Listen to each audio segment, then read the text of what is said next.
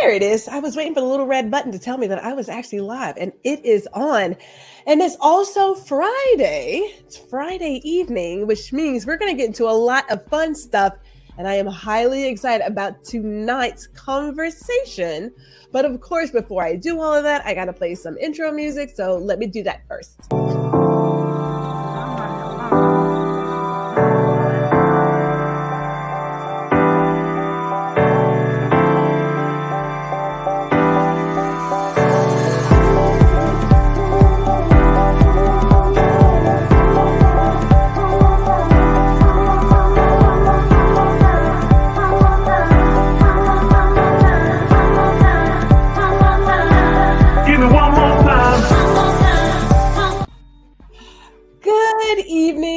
Gwendolyn G.R. Houston Jack, welcome. I'm your host of Small Biz Bites. Woo, doggy. It's been a week, people. It has been a week, but I am feeling really good about how the week is going to end. So that is what's awesome. Before I get into all the things, we are streaming live to Facebook and LinkedIn and YouTube. And if you happen to be on YouTube, we would love it if you guys would like, share, and subscribe because, those things, they kind of matter. Okay, they matter. Okay, so just go ahead, like, share, and subscribe. Do that. Before I get into some fun stuff this evening, let's shout out our community because, of course, my mother is here. Good evening, Mother. Great to have you here. We have the headshot strategist, Peggy MacArthur, is in the building. Good evening, ma'am. Tanya Fisher is here. Hello. Friday is a busy day for us, people. It's a busy day. And I've got something really special this evening. Let me tell you about one of the trends that people have talked about and that I have believed in for a while. And so I don't know why it's a trend. It should just be this way. But creating genuine, authentic relationships, humans actually connecting with other humans, it's the thing, people. It's not a trend. It's the thing, and everybody can do it. And it just so happens that the gentleman joining me this evening, we connected. Where was it? Was it an audio event? Is that where it was, Lee? Was it an audio event? Audio event, Go Brunch, somewhere. Yeah, either Go Brunch or an audio event. I can't remember now. All I know is I was like, hey, since we're connected, we should have a real conversation. Because just connecting with people to collect numbers, I don't know about that. But when you sit down and chat with people, you're like, okay, I see what you're doing. So before we get into having fun with Lee, whoa, everybody say, hey, shout out to Cass Lou. Good evening. Ron Foster, my work husband, who was having a conniption this morning during the earthquake because we were on the phone. Shout out to you, sir. Also, Spencer Brad's in the building and my accountability partner, Gary Jackson Jr. is here. People, we're about to play what we like to call 3 truths and 1 lie. So, Lee, I need you to share with us 3 truths and 1 lie. And we are going to figure out which one is the lie. We're going to figure it out. Okay. Now, I'll give you some time, unless you already have things figured out. I think I'm ready to roll. You ready? Okay, well, go ahead. Throw them at me. I'm going to write them down so I don't forget. What you got? All right. At one point in my life, I was a chef. You were a chef? Okay. Yes. At one point in my life, I was a photographer. A photographer. All right. And one point in my life, I was built skyscrapers. You built skyscrapers? And I moved to South Carolina with nothing more than a rocking chair and the clothes that we had in our possession.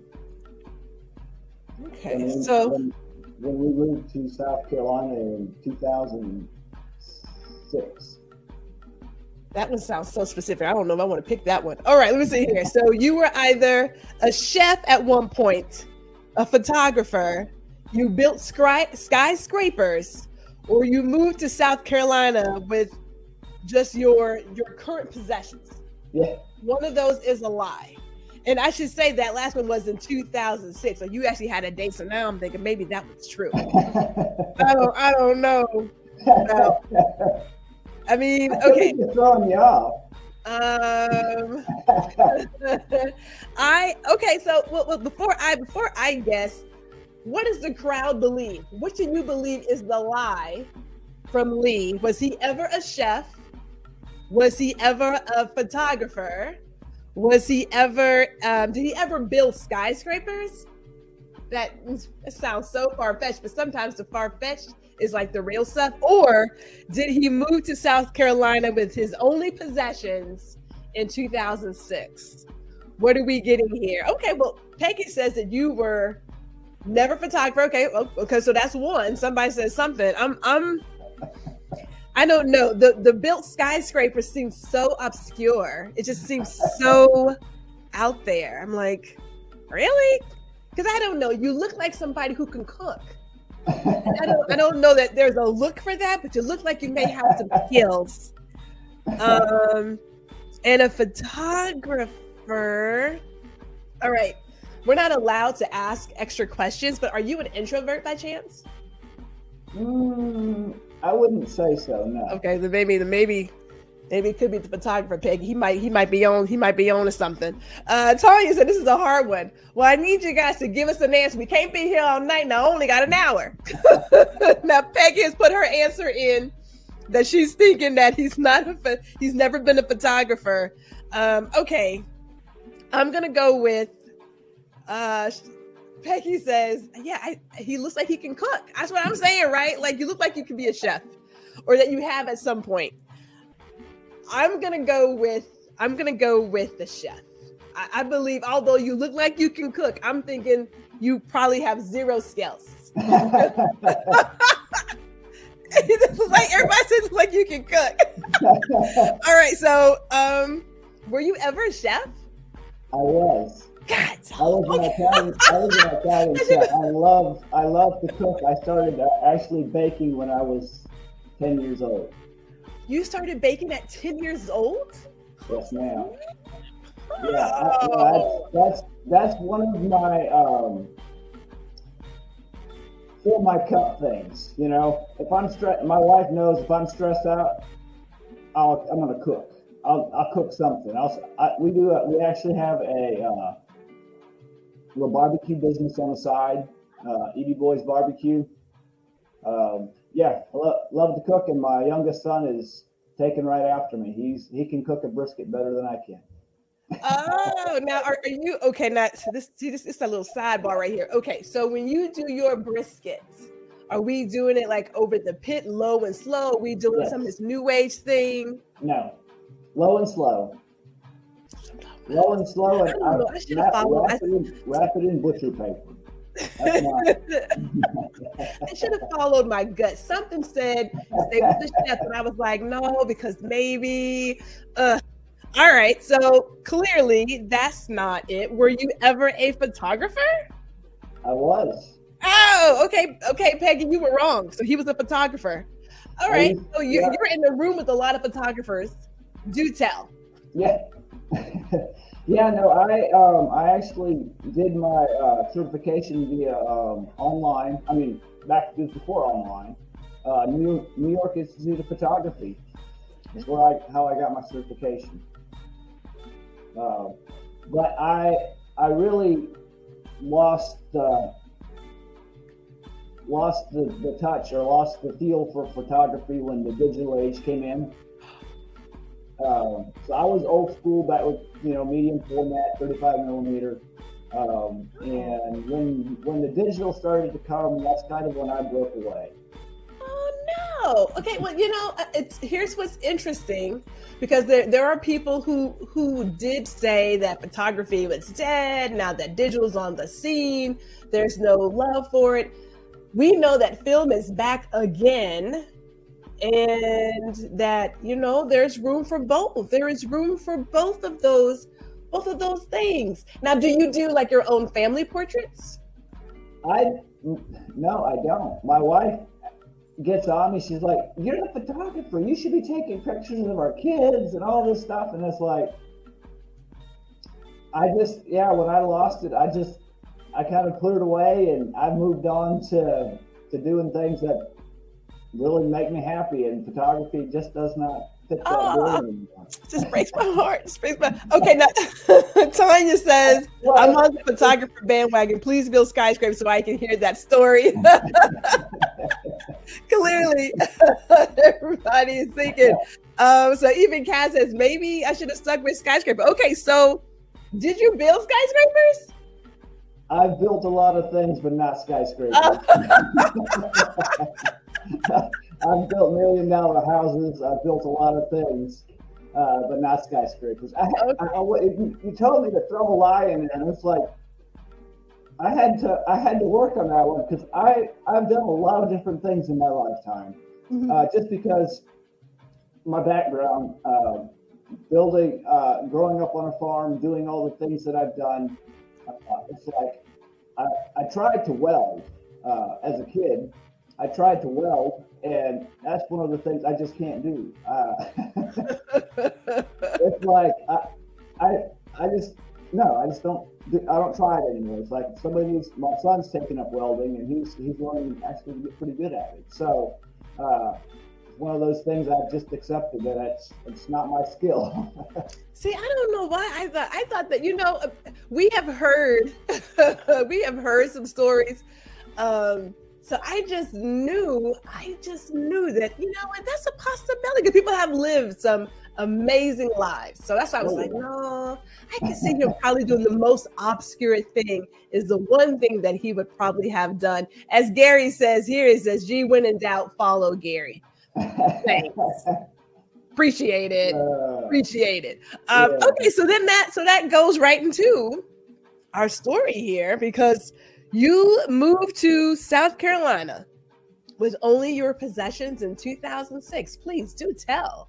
Yeah, well, I had lived in South Carolina in 90. I moved when I was single in 96, and I lived here for 4 or 5 years, whatever it was, till 2003, and then I moved 2003, 2004. I lose track of time.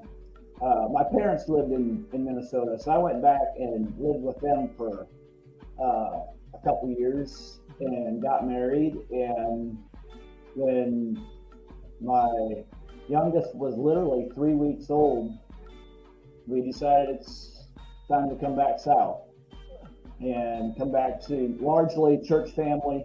I like the church here, and it was like, this is where we're gonna raise our kids, and so that's here we are, 16 years later.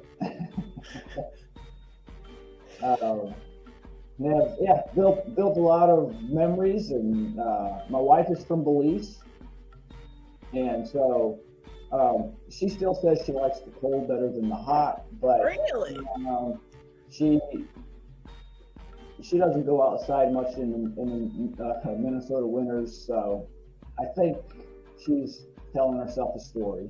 Yeah, because Minnesota, they have some special winter. They can go ahead and call that what it is. That is not beyond special. Yeah, like that's a serious something there. My cousins are from Minnesota, and when they moved to Georgia, Atlanta specifically, a few years back, and there was this threat of a little bit of an ice storm, and they shut down the schools, and they were like, "What's happening here? I don't understand. Like, this is nothing. This is absolutely nothing." But hey, different places have different things.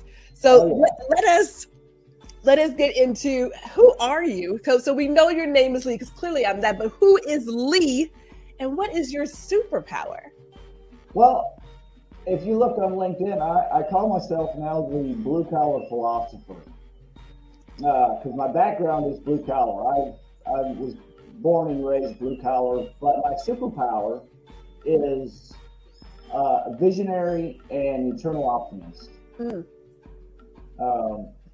It's just I focus on what can be, and when you do the kind of work that I've done in the past as far as remodeling, and I take ugly houses and turn them into palaces, as I like to say, people look at what I do and they'll come out and say, man, this is going to take you forever. And I'm like, no, it's not going to take that long. It's like I go in and it comes to me. It's like And so the visionary thing is really, yeah, it's a superpower. Not everybody has it. Mm. Now, were you always a dreamer as a kid? I was. I was a dreamer from as long as I can remember. I used to have imaginary friends. Okay. Didn't we all? I mean, I don't know if kids still have imaginary I would friends now. take them around with me, and we would dream. And I vividly remember what when I was probably about 10. Mhm. I told myself, I'm going to be somebody. I don't know how. I don't know where it's going to take me, but I'm going to be somebody.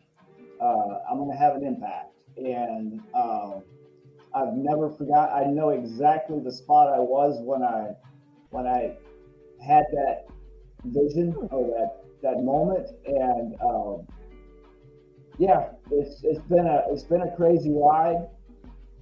Learned a lot of skills over that time frame, because I was literally 9 or 10 years old at that time. And yeah, it's been as an 8th grade dropout, I've learned to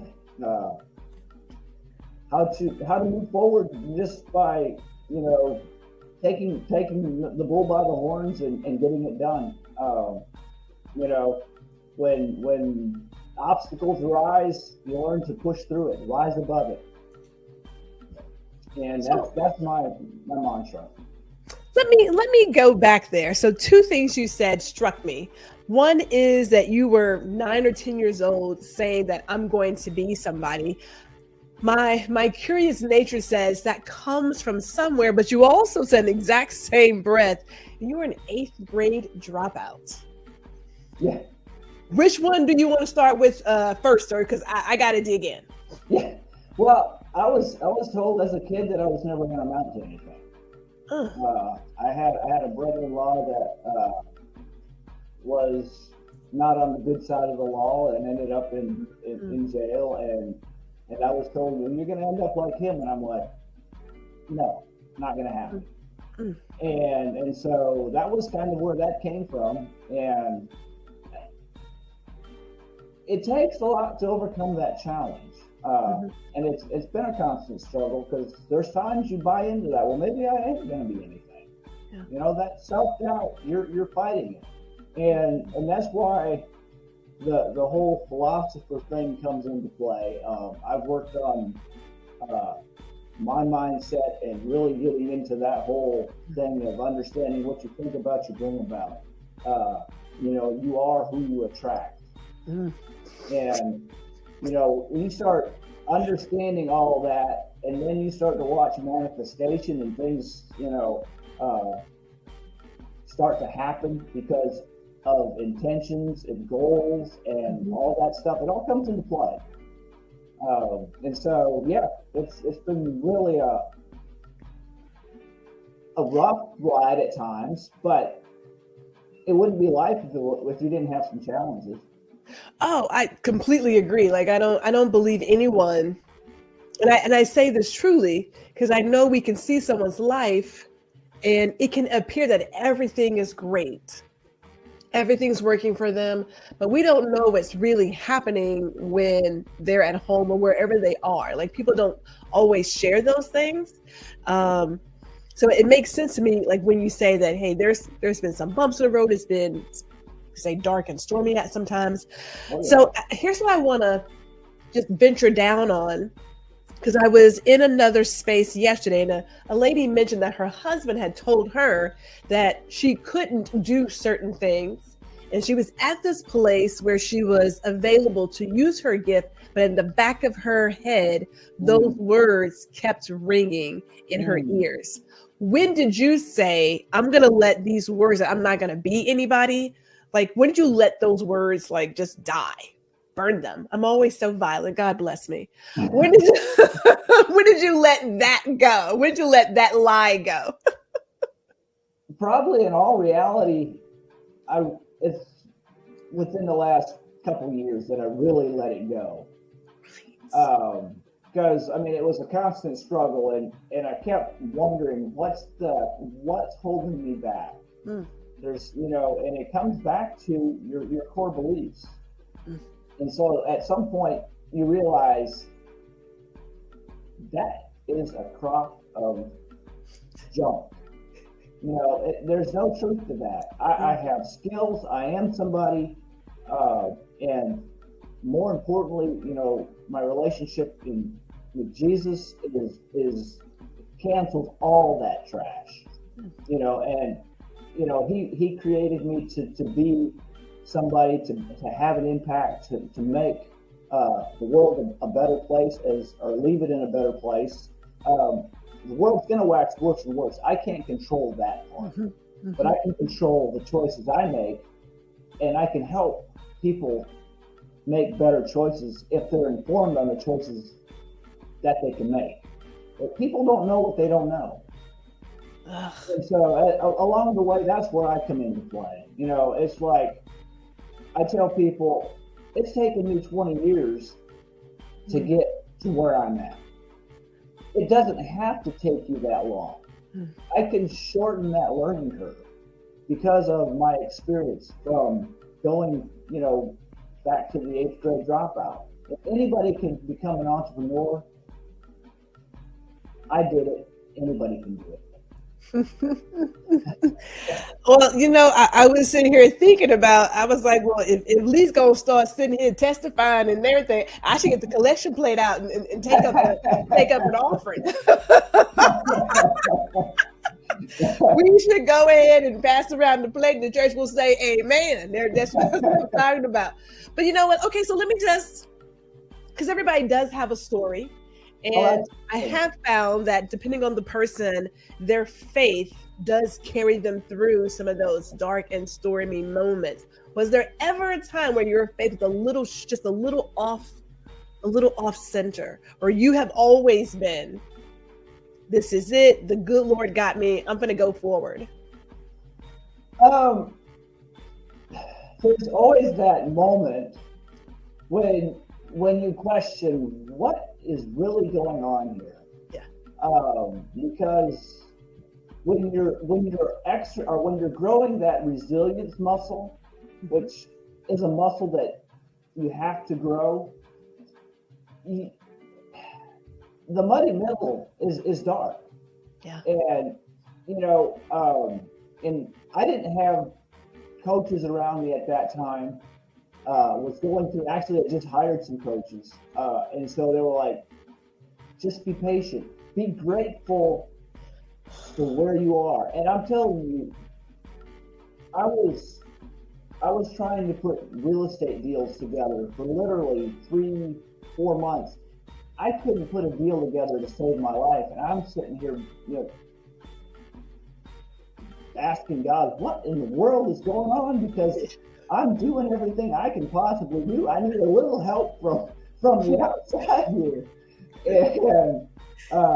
And so I literally, as soon as I switched to being grateful for the challenges, being grateful and having gratitude for the lessons I've learned, it was in a matter of probably 2 weeks. I had 2 deals show up. And I'm like, you talk about manifestation. I was like, unbelievable. It was like, it gives me chills to talk about it, because it was literally, has it been challenges since? Absolutely. Life is not life without challenges. So forget about that whole thing of everything being a bed of roses. Does life get easier? Yes, it does. But always be looking up, even through the challenges, be looking up, because there's opportunity in the challenge. Man, that should be on a t-shirt. There is opportunity in the challenge. That's what I'm talking about. Oh my, and yes, Cass says gratitude. Yes. Absolutely. I don't believe that's part of my routine. In the morning, gratitude. That's just, it's become as I say, the very fabric of who I am. You know, I always tell the story of, you know, the average American male. I don't know why the story uses male, but I'm just relating the story. The average American male has memorized the lyrics to over 4,000 songs without ever studying the music once. And it's spaced repetition. You put it in, you put it in, you put it in. And when your favorite song comes on the radio, it's there. It is. You know, and it's the same way for success, but people don't put in the right music. They don't study the right things to make it available and become the very fabric of who they are. Oh, goodness. Okay, so I have a lot to unpack here, Lee, because you're throwing a lot of stuff out here, and we're getting all the things. We're getting all the things put in, as Cass says, the saying, the silver lining in the clouds. Absolutely. There is something there. There is. So since you mentioned entrepreneurship, I want to roll this into your conversation of success and manifestation, and also surrounding yourself, I'm going to say, with good people. Yeah, absolutely. Tell us about your business. It says EBREI, and I'll let you explain what that acronym is. And again, did you always have those dreams? Like, you knew you were, like, we know that you're a dreamer, but did you always dream of having your own business? I've been an entrepreneur from the time I was 13. I literally went out to the golf course and picked up golf balls and sold golf balls. One, my dad's boss would give me $1 for every pinnacle goldie I found, you know. And so I literally, that was my first business venture. When I was 13, I would ride bike 5 miles to town to pick up golf balls. And so I always knew I would own my own business at some point. And I grew up doing construction and remodeling, and I never really wanted to have that business because I knew the headache, I knew the stress, I watched my uncle from the time I was 18 to, you know, and I was like, I've learned the skill, I know how to do it, but I just didn't think but in 2012, 2013, the recession hit, and I literally started my construction remodeling business. Flying by the seat of my pants is like I tell people, that's kind of the way I just roll. Unfortunately, I don't put out a big business plan and put everything in place. It's like, this is what I'm going to do, and I do it. And I don't necessarily advise that. Yeah. Looking back, because it's not necessarily the best way to go about it. It's worked for me, but I wouldn't advise it. But anyhow, so yeah, in 2013, started remodeling, and just really couldn't get away from it. I walked away from it for a year and went into shipping and receiving for a fertilizer company, which my wife was a manager for. And I said, nah, I just can't. I can't be locked down in a plant somewhere. And so I went back to construction remodeling. Actually was working for another contractor, and it was at the end of 2019. I was like, you know what? I'm going to venture down this trail of real estate.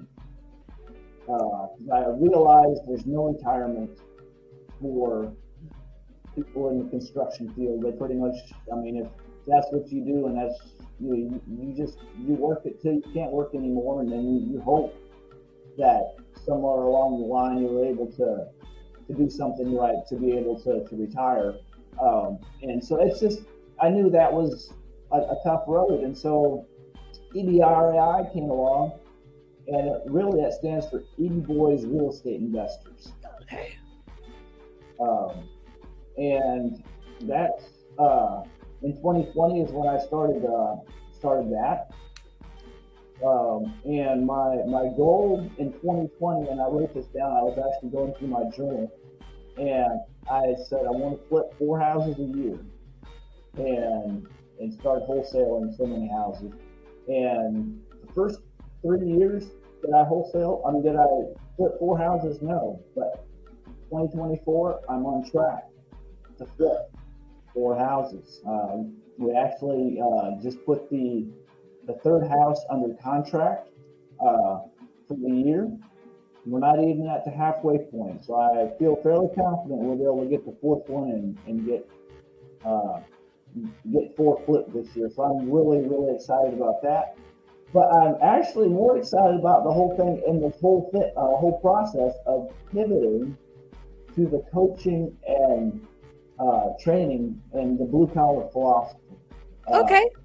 That is really a big piece of being able to build that community that I'm working on, build a community to help people get from where they are to where they want to be. With my experience, I know I have the tools, I know I have what it takes to understand not only their pain, but to be able to help people get through that muddy middle. And, I understand too, it's and it's happened to me, and I've spent a fair amount of money on coaches over the year in training. And it's like, does it really have to cost that much? I mean, I realize you need to put bread on the table. You need to get paid. But does it really need, so I'm working on more of a cost-effective, community-based approach for people to get in, to get the fundamentals figured out, and then they can kind of build the program from there. So I'm just really excited to be able to have an impact. That's really what it comes down to. So tell me more, because you said you're about the blue collar philosophy. Would you give us more details about that? What in specific are you looking for? Well, now, I mean, when people think blue collar, they typically believe that it is something that is trade related. So working with your hands. So are we taking that sort of homegrown, I built it with my hands mentality and putting that into coaching? Yes. It's taking the people, and a lot of times you have blue collar people, they have the skills, they have the ideas, and they start a business, but 80% of businesses fail. Yes. In the first year. And I know that number cannot be changed, but you can help the ones that do make it thrive. And when you understand the coaching side and are able to help people understand, don't quit. Just don't quit. If you can learn to be resilient, understand the obstacles, and move through it, rise above the challenge, you have the ability, the sky's the limit. I'm not even, and somebody said the other day, the sky's not even the limit. I mean, there's more beyond that. Way beyond that. And so, and I believe that, we are our own worst enemy when it comes to success. We limit ourselves. So that's where, working with people to understand, is it just limited to blue collar people? No, anybody that resonates with my message, anybody that resonates, I can work with.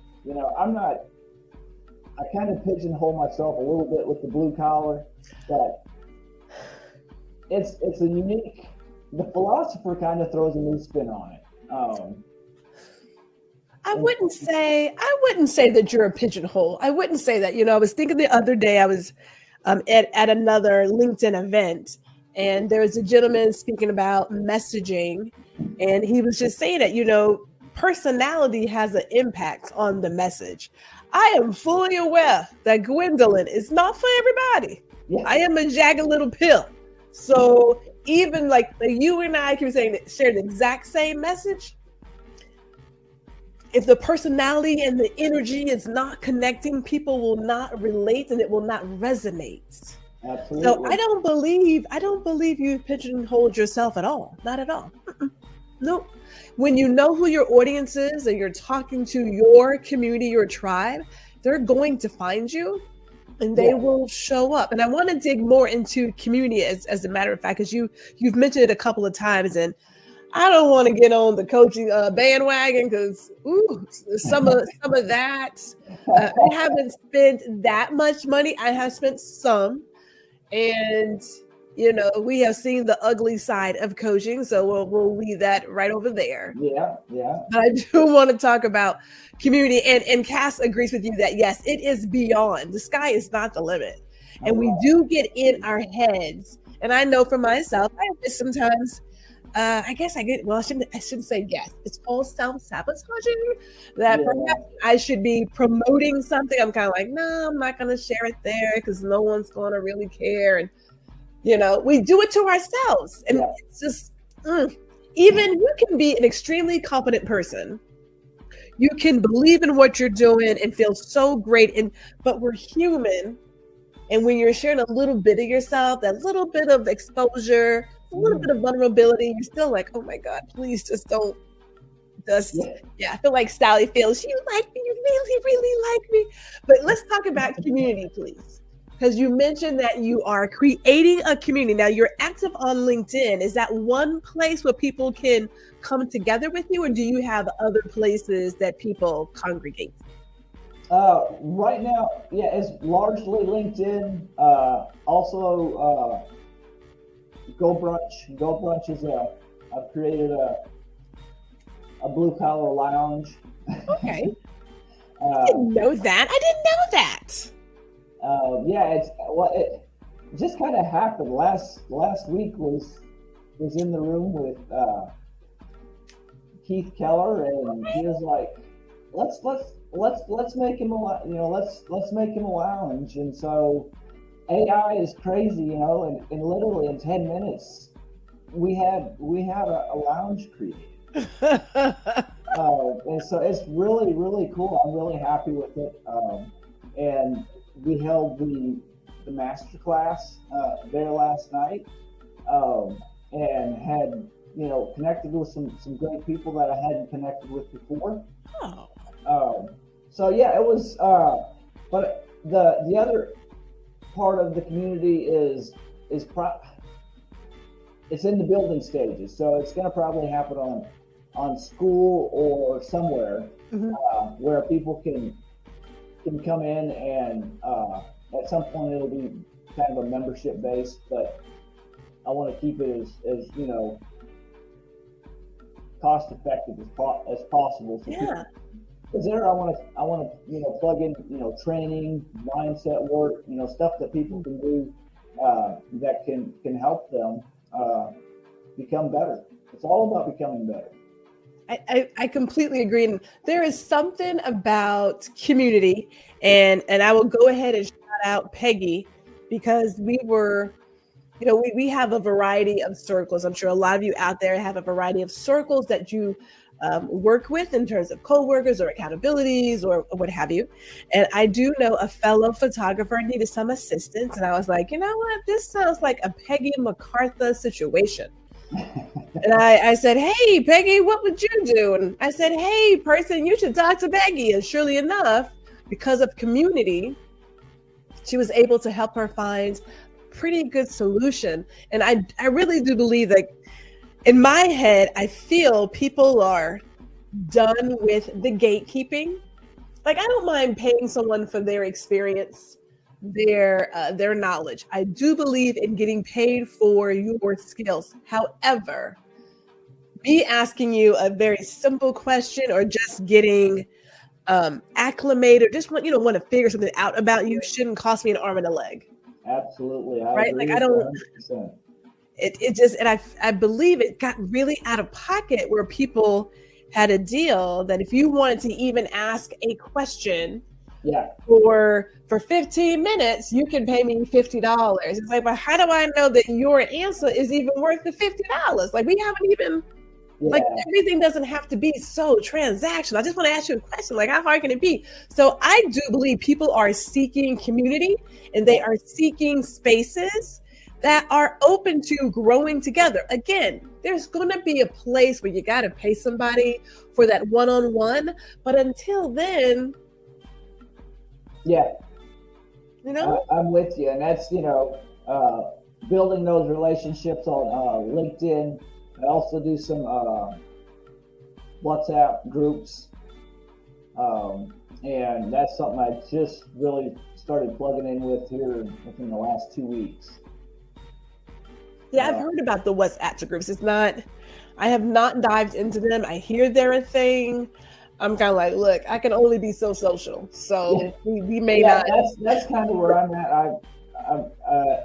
My WhatsApp is blowing up by what's going on in the groups. And I'm like, I'm working, 8 hours here, but I don't really have time to be. I know, to do all this other stuff. It's like, I just, but for those of us in the crowd, and there are a number, I just want to know, for those of us in the crowd who understand the beauty of a Go Brunch community, give me like 100, give me a heart, give me 3 snaps. But if you understand the beauty of Go Brunch, let us know in the comments, because I know I hang out in a couple of Go Brunch spaces all day, just because that's where the community is coming in, and that's where we're showing up. So let me get this. What advice do you have for people? Because you mentioned mindset, right? And helping people sidestep all of those pitfalls. What advice do you have for anyone who is considering going down this entrepreneurial path? One is probably the biggest thing is having a clear plan. Understanding kind of where you want to go. I believe it should align with your purpose and passion. And so some of that stuff there's a little groundwork that needs to happen. And that would be my recommendation, because that wasn't always the recipe that I used.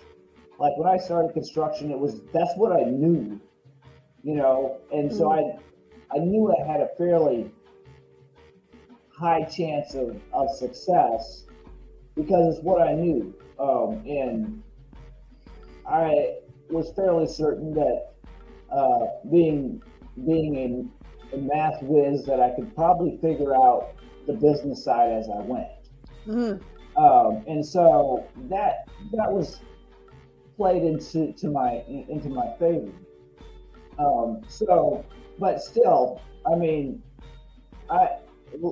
if I had to do it over again, I would back up and punt and say, this is, I'm going to evaluate what aligns with who I am and where I want to end up. And when you're able to do that, the work that you're doing it's in harmony with who you are. You're not forcing yourself to do stuff that's not you. And that's really where even like the real estate stuff, that stuff I love. I love to negotiate. I love to get put the deals together. And I'm getting to the point where I'm not that old, but I'm getting to the point where I don't need to be doing the grunt work because of my experience. So. I don't think you're that old, Lee. And even, let's just be honest, a little bit of physical labor keeps you nice and like mentally fit. So that's not, that's a plus. Telegram gets busy too. And we've got our hearts and hundreds coming in here because a lot of us do enjoy being in Go Brunch and working with people in this community, and it's an awesome thing. So I can't. Oh, yeah. I discovered it last year thanks to Peggy, just by chance. Oh, wow. And now I can't get out of it. Like we're always there hanging out and doing some stuff. Always doing some stuff.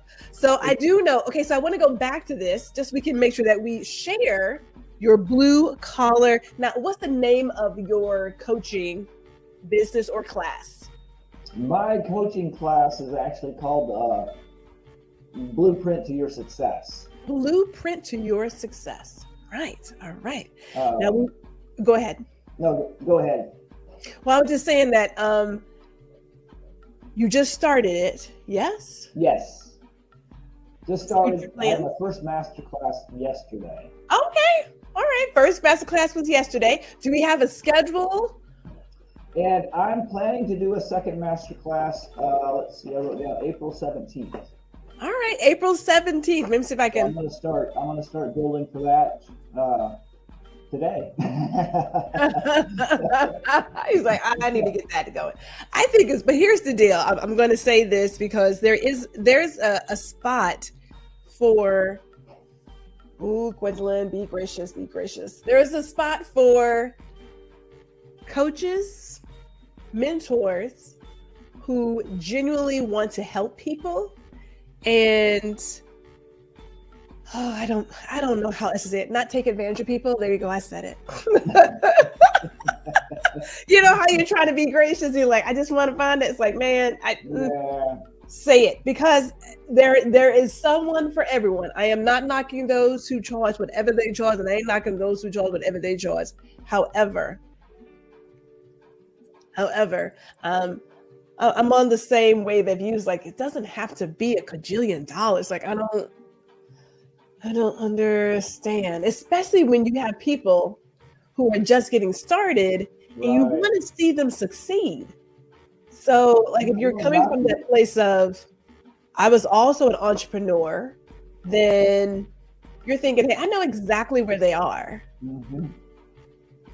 Yeah, you don't want to knock the wheels off the bus before they get started.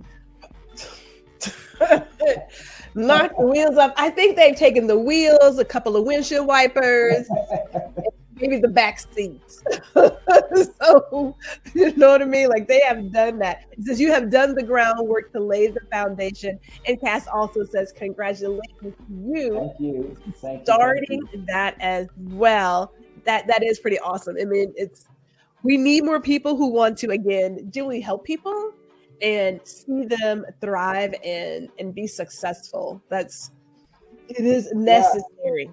Yeah, that's my thing. It's even on, in audio rooms on LinkedIn. I tell people, reach out. I'm not going to charge you to be a friend. I'm not gonna, if you need something, let me know. As long as you're not, asking me for money, that's, I'm good. I'll do what I can to help you. I'll support you. I will, give you any advice that I can give you. I'll refer people to you, whatever I can do to help you. I'm that guy. I'm the biggest cheerleader. So on LinkedIn, what is your LinkedIn? I should probably put this in the chat here. It's, I believe it's Lee-EB. Lee-EB. On LinkedIn. I'm going to put here, let's see, connect with Lee on LinkedIn. Sometimes you have to sing it out so you make sure you don't miss any of the letters. And let me go here. EBY. There we go. EBY, correct? Yes. There we go. Sweet. And we can find your Go Brunch link there as well. For your blue collar lounge, or are we jumping the gun and getting people into your lounge? Because we'll come and hang out. I have to put that on my LinkedIn page. I didn't even think about that. You give me a new idea. But I will get that. on my LinkedIn. Yeah. People can come to the Blue Collar Lounge.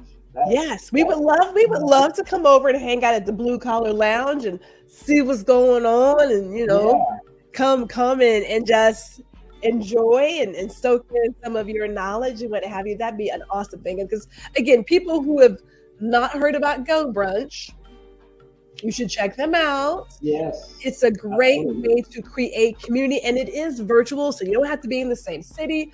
I will say it's best experienced on a laptop or a desktop or a tablet. You can use your phone, but Go Brunch is an awesome place to meet some great people and come together. I mean, we've done all the things. Yeah, no, it's awesome because actually after the masterclass ended at like 7:00, we ended up hanging out, and somebody else popped into the room at the end. She missed the presentation, and I connected. You know, she's from South Florida, originally from Jamaica, and yeah, we ended up having a really cool conversation with the four of us that just hung out after the class. So it was pretty cool. Yes, pretty. I'm excited to check out what you have going on as well. Just to again support another person who's building community and also supporting entrepreneurs. So that is always a cool thing. Again, audience, you do want to connect with Lee under Lee EB. That's your name, right? EB? Yes. EB on LinkedIn. Do connect with him. And I do know that you also host, before I forget, audio events on LinkedIn. Monday evenings at 8:00. There we go. Monday evenings at 8:00 Eastern. The edge of success. That's the topic. Yes. Say that one more time. The edge of success. The edge of success. Oh, okay. I know the last time you had one, I was in another meeting. I'm going to have to get my schedule figured out so that I can come and get into one of your audio events and sit in the crowd and do all the things. All the things in there. Before, believe it or not, we only have like a few more minutes. Before I let everybody go, I do want to share a couple of things because, you know, we love bringing great people here, and we have some more great entrepreneurs and creatives coming to the Small Biz Bites stage. We have Serena Wills coming very soon. She's going to talk about writing and wellness. I'm excited about that. Completely excited about it. And if you haven't already, I do want to invite you all to sign up for the 𝐁𝐮𝐢𝐧𝐝 email, because we do all the podcast stuff and then all the other things. I mean, it feels like 5,000 things. Feels like 5,000. I want to say it's close to 5,000. You know, I'm out here trying to take over the world. Yeah. You know, that's my, I don't know where that goal came from, but it feels pretty good right now, so I'm gonna keep riding with it. And let me just go ahead and shout out Danny, who is here this evening. Hello to you, ma'am. Hello. I will say this before I let everybody go, because being the person who will take over the world, I'm going to invite you all again to not only like, share, and subscribe to my channel, but also subscribe to Indie Soup Media TV. Funny enough, this one is going to have her second episode of Ladies Listen Up. It actually starts in 8 minutes. Oh, wow. So when I tell you we are running and gunning, Gwendolyn is running and gunning. That's what we're doing over here. Thank you so much. Hey, Lee, before we let you go, any parting words for our community? Anything you want to share? Words of advice, words you get out of the bed for, just anything that moves your heart. Well, I want to thank you for this opportunity to be able to come and spend this hour. It's been awesome. And, you know, as I think of the whole edge of success and building people's lives, I really focus on, you know, the law of magnetism. Who you are is who you attract. And if you can focus on that, I mean, you know, opportunities are endless. Doors will open. Keep looking up, because we will rise above the challenge. I love that. That's a good one. Thank you so much. I want to thank Lee for giving us this hour, almost an hour, and sharing with us his knowledge and his story. Thank you for sharing both of those this evening. And I want to thank all of you for tuning in and supporting this show as well. And of course, if you are a person who enjoys getting into some more stuff, because Gwendolyn has a lot to say, Lord bless all of me, you can hitch on over to Indie Soup Media on YouTube or Roku. and Facebook or Twitch and check out the next episode. Until then, be safe and have a great evening. Thank you for watching another episode of Small Biz Bites with Gwendolyn R. Houston Jack, where we chat with other creatives and small business owners about their journey. And we also invite you to like, share, and subscribe to the GR Houston Jack YouTube channel, where you can get the latest and greatest.